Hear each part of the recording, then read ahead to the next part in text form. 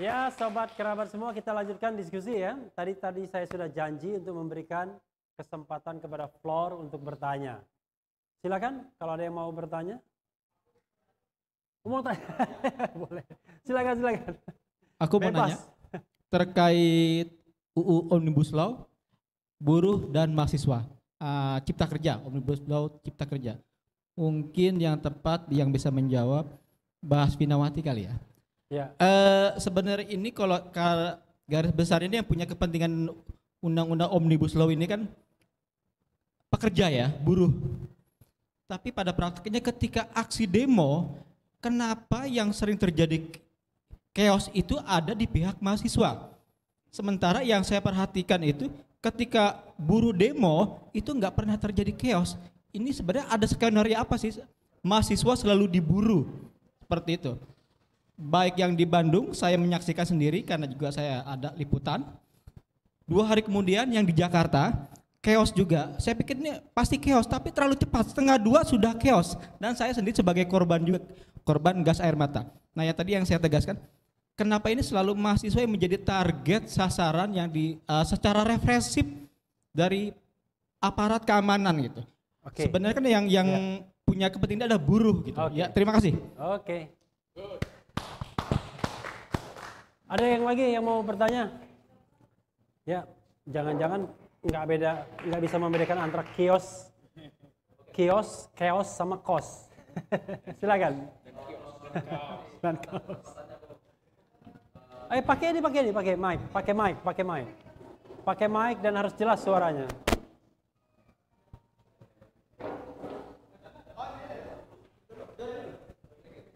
Thank you. Perkenalkan saya Dedi, saya dari wakili aktivis jalanan mungkin. Ngomongnya pelan-pelan dan harus jelas suaranya. Oke. Oke. Kedengeran ya? Yap. Oke. Saya Dedi, saya dari aktivis jalanan mungkin kalau bisa disebut ya, anggap saja. Saya ingin menyampaikan yang mana sangat disayangkan yang selama ini kami dan kawan-kawan sering turun di jalan itu sering mendapat intimidasi. Sebenarnya tema malam ini itu sangat menarik, reformasi diiti atau dikhianati. Setelah pasca 1998 itu reformasi, Orba runtuh itu, kita pikir publik itu akan ada perubahan. Akan tetapi yang kita lihat saat ini realnya kita di jalanan, kita diintimidasi, hak suara rakyat. Langsung poinnya apa? Pertanyaannya kepada narasumber apa?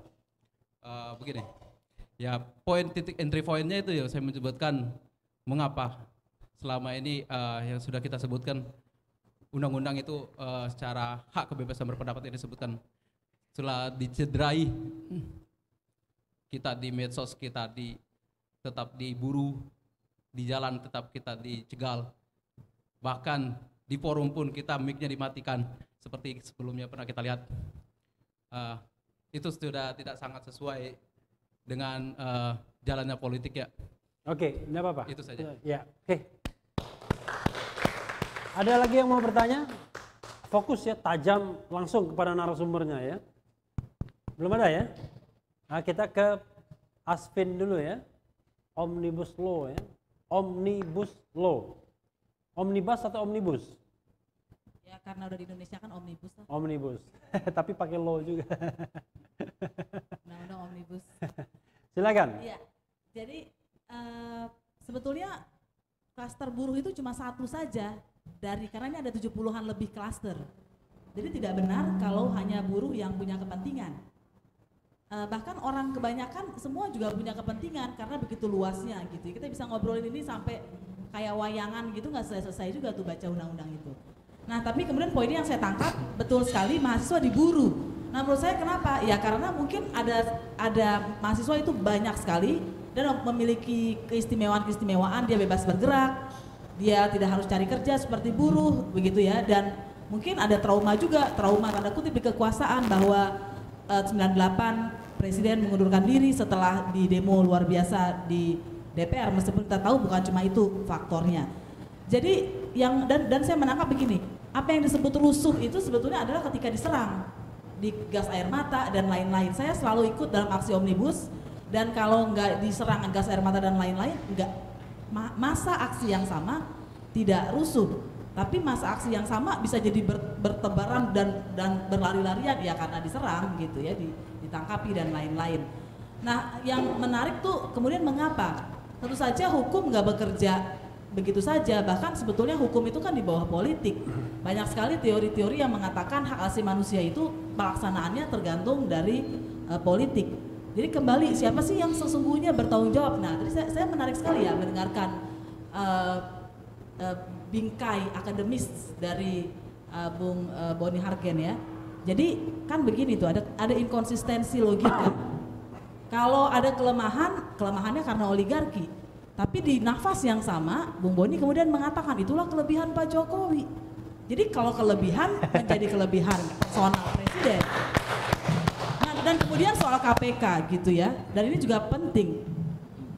Inkonsistensinya begini, kalau itu teori kuno itu ya, eksekutif, yudikatif, ini ada ahlinya di depan saya nggak berani jelasin. Tapi bahwa pemerintahan itu bahwa negara itu hanya dibagi kekuasaannya dengan eksekutif, yudikatif, legislatif itu kuno.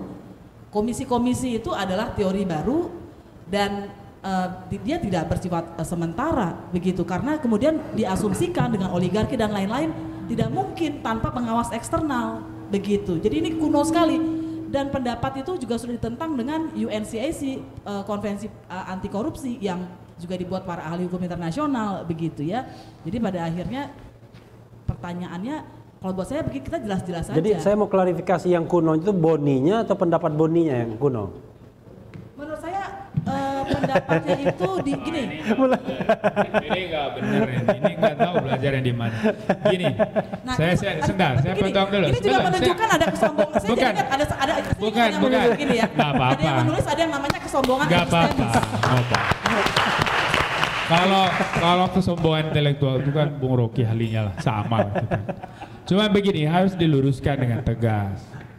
Saya nggak tahu kamu menangkap saya atau tidak. Kan itu persoalannya. Have you got me or not? Jadi saya katakan dari awal bahwa kita tidak bisa berhenti pada satu simplifikasi yang terlalu dangkal dengan menyimpulkan Pak Jokowi gagal. Harus melihat kompleks persoalan ini di belakang yang lebih rumit. Dan di sana saya melihat ada aktor besar yang bernama oligarki. Oke. Iya. Nah itu yang mau saya katakan. Oke. Nah ketika kita bicara soal transisi demokrasi, saya katakan kepada kamu, saya studinya ilmu politik dari S1. Semua bidang saya sampai S3 itu di situ. Terus kenapa Bang? Saya mau mengatakan bahwa sejarah lahirnya yang namanya KPK, sejarah lahirnya semua auxiliary bodies dalam sistem demokrasi, itu lahir dari kebuntuan dari sistem lama, trias politika itu. Maka dia muncul dan ditawarkan dalam konteks transisi politik. Tujuan dasar awalnya adalah membantu penguatan nilai-nilai demokrasi sampai trias politika ini kembali benar, atau kalau tidak pernah benar ya jadi benar. Maka sifatnya ad hoc. Ad hoc bahasa Latin itu artinya sementara. Oke. Nah, artinya ketika trias politika ini menjadi benar, karena ini pilar utama dari demokrasi, maka yang auxiliary bodies itu bisa dibubarkan. Ya, poinnya sudah, Bung Rocky, kita kembali itu dulu yang ya. saya katakan. Ya, oke. Nah, jangan bilang bahwa itu teori kuno. Enggak, demokrasi itu hanya bicara trias politika. Ya. Selebihnya adalah penguatan. Auxiliary bodies adalah oke, bagian dari skenario penguatan. Oke. Ya, Terima kasih. silakan. Iya, saya pikir ada kesamaan pikiran ya bahwa sejarah itu kan masa lalu. Ya. Gitu. Dan tadi tesis yang utamanya adalah bahwa presiden tidak akan pernah bisa, tadi ada hukum kekekalan Oligarki. oligarki. Kalau kekal, dia tidak akan pernah hilang. Kalau dia tidak hilang, berarti faktor penentu bukan cuma presiden, bukan cuma trias politika, tapi oligarki. Karena itulah sebetulnya ada inkonsistensi di sana. Otomatis di negara maju seperti Amerika pun oligarki. Mike. Otomatis di Amerika pun oligarkinya kuat. Di negara-negara maju juga oligarkinya kuat. Tetapi penegakan hukum berjalan dengan baik. Monitoring publik jalan dengan baik. Jadi Itu salah gunanya. siapa? Kalau nggak berjalan salah siapa, Bang? Itu tanggung Itu- jawab siapa? Itu gunanya perbaikan terhadap penegakan hukum. Penguatan civil society itu penting. pendidikan politik untuk masyarakat, tingkatkan level pendidikan masyarakat supaya dia sadar bahwa dia subjek dalam negara. Kontrol terhadap negara itu ada di tangan masyarakat. Kita nggak bisa lagi mengharapkan institusi. Di negara maju, orang-orang tuh cerdas, dia bisa menilai pemimpin ini benar atau tidak, dan dia bisa mengakses itu ruang kekuasaan. Dia bisa berbicara dengan logika yang benar, dengan dasar, dengan bukti yang kuat. Di kita, ruang media itu diisi dengan hoax. Di sana orang memfitnah, nggak bisa bedain kritik dan fitnah. Nggak bisa bedain kesimpulan samar dengan sesuatu yang pasti. Nggak bisa bedain asumsi, hipotetis. Jadi yang tanggung jawab siapa itu? Pernyataan? Banyaknya ruang publik yang diisi hoax itu yang tanggung jawab siapa? Nah, itulah gunanya negara mengendalikan itu. Maka perlu ada undang-undang ITE atau apapun namanya undang-undang itu. Spirit dasar undang-undang ini adalah mengontrol ruang maya itu supaya kepentingan umum di sana terjaga. Kepentingan umum, kita juga bicara keselamatan individu di sana. Karena suka atau tidak, kita harus akui banyak hoax di sana, banyak fitnah di sana. Saya pernah difitnah narkoba habis-habisan, biar Anda tahu. Tapi cek ke BNN, semua bukti saya jelas negatif. Artinya bahwa ini yang negara harus atur, ruang publik ini, ruang publik baru harus dikendalikan oleh undang-undang. Tetapi kita juga suka difitnah Taliban. Gantian. Tetapi, ntar dulu, saya gagas, ini suara dasar saya. Kalau telinga kamu agak terganggu, akan jauh dikit. Jadi, ada fakta penyimpangan terjadi bahwa dalam praktek politik di negara tertentu, mungkin juga di kita, kekuasaan memakai undang-undang ini untuk kontrol politik. Bisa saja itu terjadi. Namanya juga kekuasaan. Sejarah aja ditulis oleh kekuasaan kok. Nah, tugas kita adalah melakukan kritik. Suara Anda bagus ada supaya itu melakukan pelurusan. Ya, poin. Tadi tolong dijawab juga tentang Omnibus Law. Silakan, lanjutkan. Sudah sih kayaknya tadi. Oh, sudah ya. Sebetulnya jadi Omnibus Law itu esensinya bukan untuk hanya pekerja. Karena justru yang namanya omnibus semua itu dia ada 70 lebih ya. Jadi memang justru perdebatan publik kita itu mengecilkan bahwa itu seolah-olah hanya buruh. Dan bagaimana cara pemerintah dan DPR menangani Omnibus Law itu juga mengecilkan itu hanya buruh, yang diundang cuma buruh, kemana petani, kemudian masyarakat umum yang tanahnya bisa terampas begitu saja. Bagaimana dengan perempuan yang karena impor pangan, kehilangan pekerjaan di pertanian kecil, itu nggak pernah dilihat. Ini saya ingin ke Bang Rocky ya. Iya, boleh. Nah, soal ruang publik tadi kan seperti ada paradoks ya. Boni bilang, ini ruang publik ini berisi hoax yang banyak. Karena itu kita butuh negara mengendalikan. Kita butuh undang-undang ITE, ya kan? Tapi di sisi lain ada yang mengatakan, ini ruang publik ini makin sempit. Ya sekarang ini kan, salah ngomong sedikit diancam 10 tahun dengan undang-undang ITE dan undang-undang nomor 1 tahun 1946 tentang peraturan hukum pidana itu. Yang sekarang dikenakan kepada Sahganda Nenggolan, dikenakan pada Jumhur Hidayat, Habib Rizik. Silakan, Bung Rocky. Jangan saya, kalau saya nanti orang marah lagi. Kan ruang publik itu fungsi dari demokrasi itu. Jadi kalau indeks demokrasi kita merosot, itu artinya ruang publik memang makin tertutup. Kan itu Economic Intelligence Unit lakukan itu, pemantauan Human Rights Watch. Jadi semua itu memang bukan memburuk, membusuk gitu. Ini soal yang sekalian menjawab tadi itu ya, yang pertanyaan iya. tadi. Jadi karena itu saya udah pindah hobi, saya nggak peduli lagi dengan apa yang dilakukan oleh Presiden Jokowi itu. Saya ingin kita rencanakan sesuatu untuk memperbaiki demokrasi kita. Karena itu saya tawarkan tadi, yang baik kita diskusikan. Mau tunggu 2024, artinya memberi kesempatan oligarki untuk merampok lebih banyak, karena nggak ada KPK lagi nanti kan. Atau kita percepat. Nah, percepat itu yang mesti kita pikirkan. Kan itu bukan soal makar kan, kita cuma mau lihat fungsi dari institusi. Jadi gampangnya begini, kalau sudah terus decaying politik itu in the making. Mau tunggu sampai 2024 itu artinya berantakan. Divided nation makin lama makin dalam itu. Jadi bikin aja komite nasional untuk menghasilkan ulang Indonesia. Menghasilkan ulang Indonesia, itu Indonesia yang berpikir. Dan satu hal yang memang luput dari politik kita adalah secangkir opini ya, soal berbincang, fungsi dari berpikir. pikiran, fungsi dari akal gitu kan. Kalau dibilang hoax, ya memang masyarakat sipil gemar bikin hoax. Tetapi yang dibikin masyarakat sipil itu nggak akan berguna. Karena pemerintah punya cara menghalangi hoax yang dibikin masyarakat sipil. Yang berbahaya kekuasaan yang bikin hoax, kita nggak mungkin batalin itu. Itu soalnya kan. Jadi, soal begituan.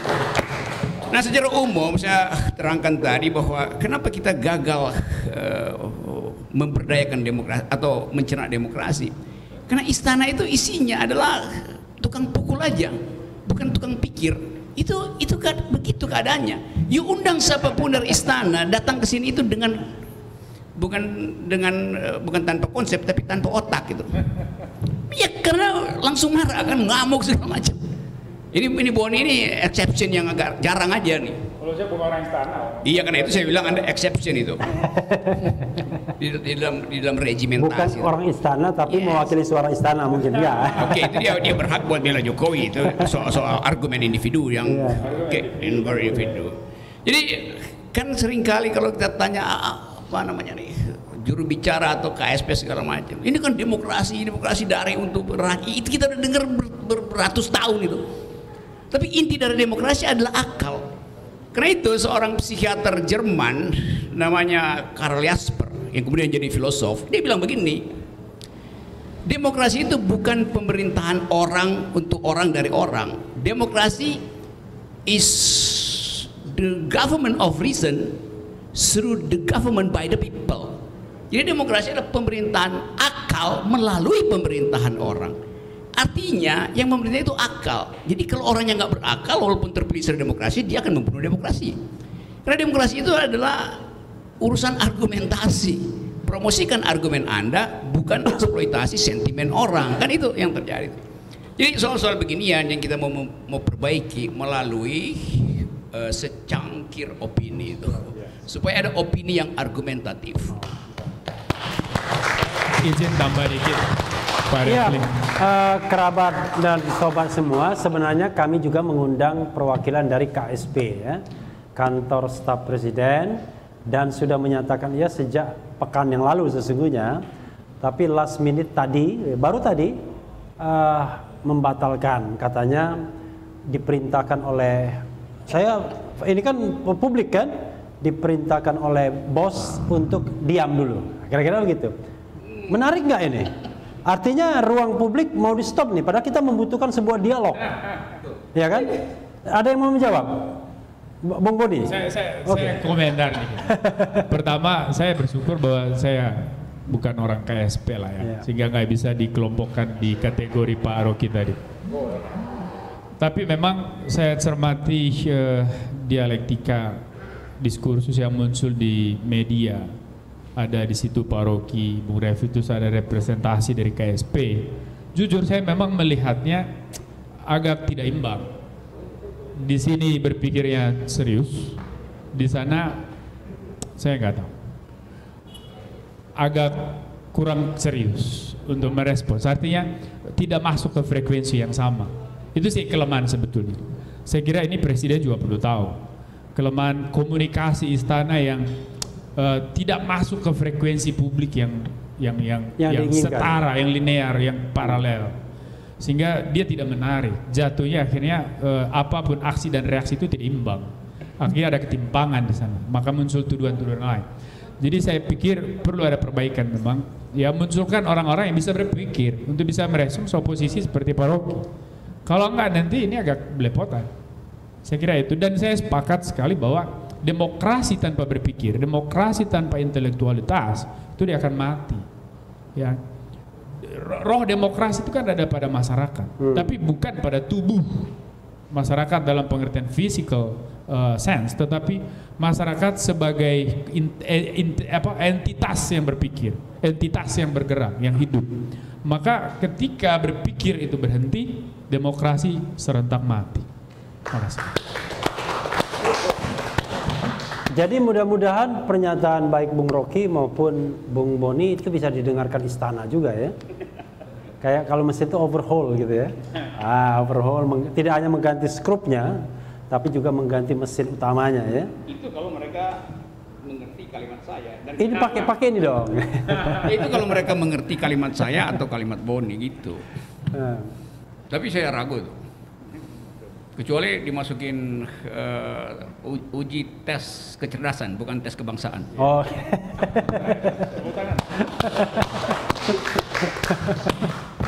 Sebenarnya sayang sekali ya enggak. Doni Gahral sebenarnya kita undang ya, Doni Gahral Adian. Kemudian Irfan Pulungan kita undang ya. Tetapi memang belum sempat datang. Juru bicara presiden juga kita undang, Bung Fajrul Rahman. Tetapi dulu kan Bung Fajrul Rahman kan satu frekuensi sama Bung Rocky Gerung kan, sama-sama menjadi berjuang untuk calon presiden independen kan. Oh, iya pada waktu itu, tapi frekuensi akal berbeda.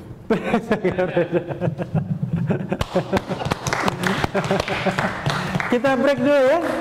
Untuk sesi terakhir nantinya kita mau mengeksplorasi. Mudah-mudahan kita terus bisa berakal sehat dan berpikir sehat. Ya, kembali.